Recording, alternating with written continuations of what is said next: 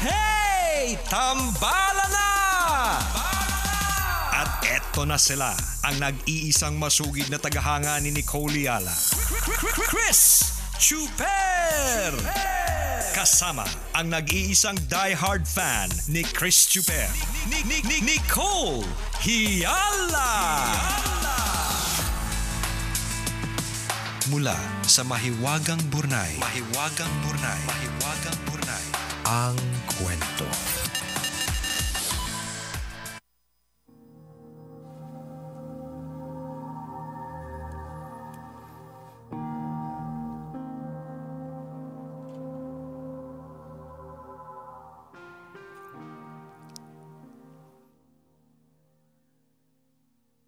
Dearest Chris,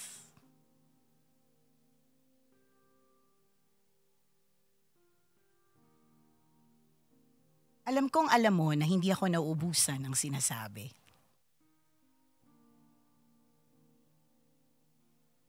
Sa ating dalawa, ako yung palaging maraming opinyon sa mga bagay-bagay.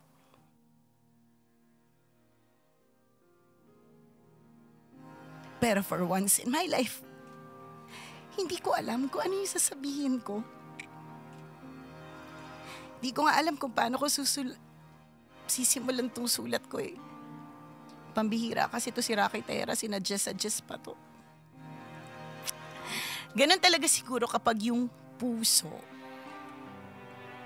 nasasaktan. Yun kasi yung nararamdaman ko ngayon, partner. Yung pain, yung sakit ng puso na hanggang sa mga oras na ito, hindi ko alam kung paano ko paghihilumin. Pero sa gitna ng pagdadalamhati ko, marami akong gustong sabihin sa'yo. Una, gusto kong magpasalamat sa 20 taon ng tawanan at kwentuhan. Hindi man tayo nagsasabihan ng saloobin kapag hindi tayo on air. Magkaiba man ang mga personalidad natin, nag-work ng bongga ang tandem natin for 20 years. Ikaw talaga yung tinadhanang maging katambal ko sa radyo. For the past 20 years, ramdam na ramdam ko na kayang-kaya mong saluhin lahat ng mga hirit ko. And I always say this, and I will say it again. Walang Nicole Yala kung walang Chris Chuper. Kasi partner, kalahati ng life ko kasama kita. Kahit on-air lang yung relationship. Pero alam ko naman na alam mo din naman na si Nicole Yala, wala naman siya masyadong pinagkaiba kay Emmy. Si Nicole, siya lang yung exaggerated at balahurang version ng totoong ako. Kaya siguro, hirap na hirap ako mag-let go. Honestly, hindi ako ready. Paano ba yun? Paano ba mag-let go ng 20 years? Aminin mo, partner, yung relationship natin, one of a kind. Sobrang iba yung chemistry, walang katulad. And kahit feeling wasak ako ngayon, I'm still so very happy and blessed kasi our paths crossed. It is not every day that I get to meet somebody like you. Ang totoo, wala na yata ako makikilalang katulad mo. Ikaw na ang leader ng lahat ng mga nonchalant. Ikaw na ang pinaka-nonchalant sa lahat ng mga nonchalant. Yung tipong kayang sumabay sa extrovert na katulad ko, tapos pagpatay ng mikropono, tahimik na ulit dahil introvert. Kahit ang sakit-sakit ng puso ko ngayon at madalas mugto yung mata ko nitong mga nagdaang araw sa kakaiyak, nagpapasalamat pa din ako kay God kasi He sent you my way at pinahiram ka niya sa akin for 20 years. Isang napakalaking blessing na maging katambal mo. Alam mo, to be honest, nagmo-move on na lahat sa pag-alis mo. Naintindihan ko naman kasi at the end of the day, kailangan tuloy-tuloy lang din dahil may mga listeners tayong kailangang i-entertain. Pero ako, partner, nahihirapan akong umusad. Siguro kasi ako yung naiwan. Ako yung nawala ng partner. Kasi love naman kita, partner eh. Yung love na walang halong pagnanas at mali siya, of course. Kaya masakit. Para talaga akong literal na jowa na naiwan sa ere. Ang hirap mong i-let go. Ang hirap i-let go ng tambalan. But partner, I wish you well.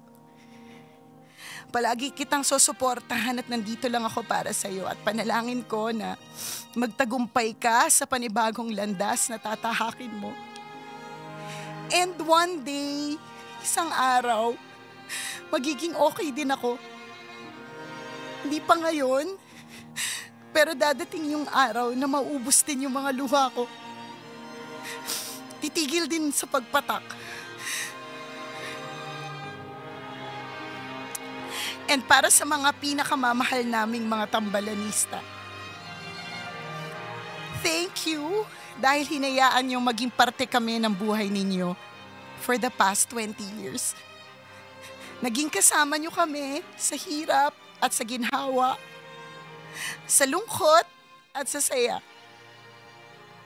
Wag na wag niyong kakalimutan yung mahabang panahon na pinagsamahan natin. Kasi ngayong natapos na, kapag binabalot tayo ng lungkot, yun yung magbabalik ng ngiti sa mga labi natin.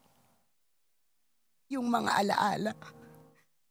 Walang hanggang pasasalamat sa inyo kasi kung ano man ako ngayon, lahat ng mga awards na natatanggap ko, endorsements na pinagkatiwala sa akin, at tagumpay na naabot ko, dahil yan sa mga tambalanista namin. So thank you so much. Salamat sa pagmamahal and matinding sorry for breaking your tambalan hearts. Pero bilang mga tambalanista kayong tunay, after all these years, naturuan namin kayo ni Chris na maging matatag. Kaya naman sinasabi ko sa inyo, kaya natin to. Mawawala man si Chris, nandito pa rin ako, lumalaban, kumikinang. Magre-reyna-reynahan pa rin. At magkahiwalay man partner. At sa mga tambalanista, patuloy pa rin nating suportahan si Chris. After all, once a tambalan, always a tambalan. Hanggang sa muli,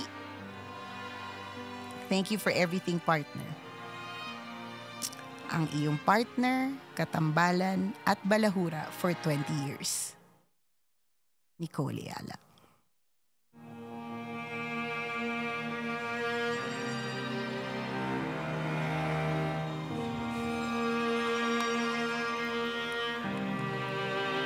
Ayun na nga. Sa lahat ng mga mahiwagang Bornay segments na binasa ko, yun yung pinaka nakakapanlamig ng bonggang-bongga. Ano ba yan? Kaloka talaga. Jowa, mag-asawa. Oo nga eh. Yeah. Pero hindi, totoo naman yun. Yung relationship natin together is parang longer than our real partners in life. Diba? Ilang years na kayo ng asawa mo? 14. 14. Ako, 3 or 2. Diba? Yung sa atin, 20 years. So, it's really an incredible parang kind of relationship. Hindi siya basta-basta pwedeng i-let go talaga. And, time heals all wounds. Kung ano talaga yung oras sa mga pagsasabi kung may kanya-kanya na tayong buhay. Parang na matatanggap natin na, oo nga, no, meron din palang sariling buhay si Chris and meron din palang buhay si Nicole Ayala.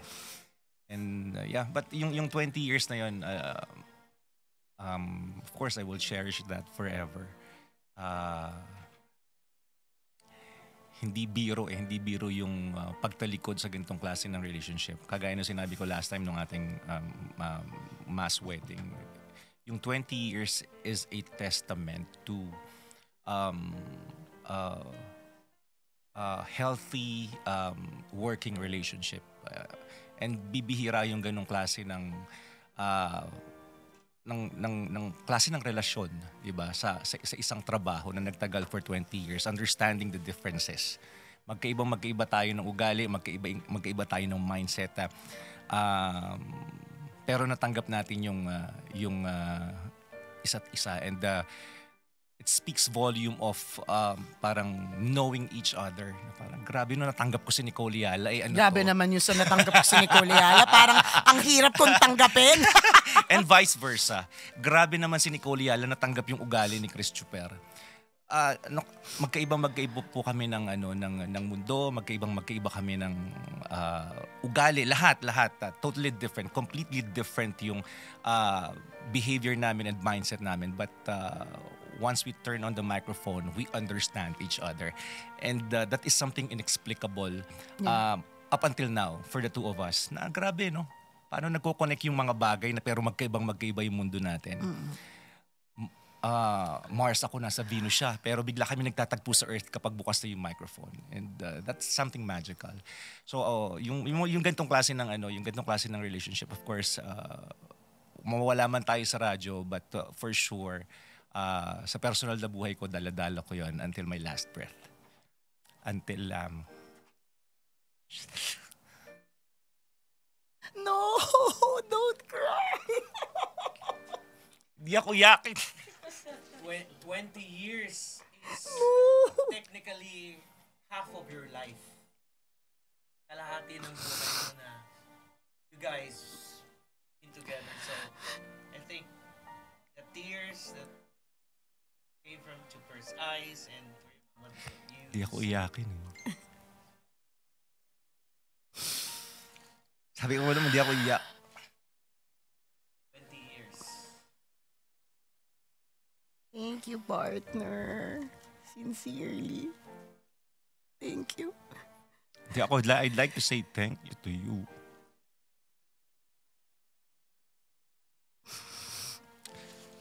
Kagaya na sinabi mo, yung Chris Chuper, di rin naman magiging Chris Chuper yan kung wala si Nicole Yala. Chris Chuper wouldn't be Chris Chuper without Nicole.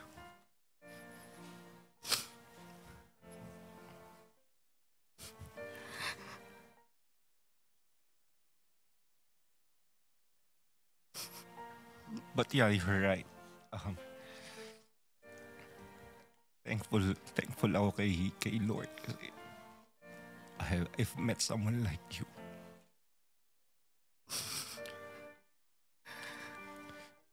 Marami ka ring itinuro sa akin na mga bagay-bagay na hindi ko lang din na-share sa iyo during the course of the tambalan. Pero yeah, thankful ako, madami akong learning nakuha from you. Your experiences, yung mga kwento mo na na-scam ka. Kaya hindi ako na-scam kasi natuto ako sa'yo. Totoo. Diba? Real talk. Diba? Kung paano ka naging iyakin, natuto ako para hindi maging iyakin. Those are the untold stories from my part. Yung mga mistakes mo sa buhay, I was able to prevent those mistakes because of you. Kasi sinishare mo yung lessons from those mistakes and failures, and napiprevent na mangyari on my part. Kasi nga, natututo ako. Ayan, lumuluwag na. Ako, gusto ko lang magpasalamat sa lahat. Of course, ito na yung moment wala namang iba ng time to say thank you using the platform. To say thank you to the management, I'd like to say thank you to Mr. Juan Elizalde for accepting me. Kasi nung i-introduce ako sa kanya, tinanggap niya agad ako. Sige, bigyan agad siya ng morning program. Simulan na kaagad. And naalala ko yun kasi yung first time ko makita ko yung boss natin, si Sir Juan, nagulat ako, Englishero pala. So Tsaka naramdaman mo hindi ka makinis nung tumabi ka parang, ay, Oh. tisoy pala yung mga Sabi tao ko, dito. Englishero pala dapat ang usap. Englishan pala dapat. I mean, yeah. Sobrang thankful ako kay Miss Asha Elizalde. Na sabi nga niya, batchmates tayo eh. Diba? Batchmates tayo. So, nagkakaintindihan tayo ng mga pinagagawa natin na nagsasayawan tayo sa booth, ginagawa nating party place yung booth, pinapatay natin yung ilaw, isipin nyo Elizalde yun. Pero naki-join sa atin, nagpa-party tayo. Tapos pag nakaramdam ng gutom, kakain sabay-sabay sa Star City. Diba? So yun, thank you. To our former boss, the person who discovered me and coined the name Chris Chuper, the brainchild of Chris Chuper is Mr. Willie Espinosa. Thank you. Of course, to Sir Ivan Killing for the strong support the time that when he knew that I'm running for an elective position, and yeah, sabi niya, we'll support you. Well, thank you for and of course, thank you for the kind of leadership that you have, for the inspiration, for the mentorship. Maraming salamat, Sir Ivan. To the rest of the programming department, to Ma'am Karen, kila Missy. Thank you to the talent management, of course, Sir Vince. You know that you're one of those people that I love and trust in the company. Kay Sir Vince Saen, kila Jean, sa buong TMG. Of course, to the digital people, maraming salamat sa inyo. 20, 24, Salamat. 23, 22, Ayun. 18. Sobrang thankful ako. Digital team, thank you very much. And to the kapwa natin DJs, thank you so much. And we Yes. continue this on sa ating online. Kasi sa radyo, mawawala na tayo in 5, 4, 3, 2, Kailangan pa bang i-memorize yan? Love Radio. Basic!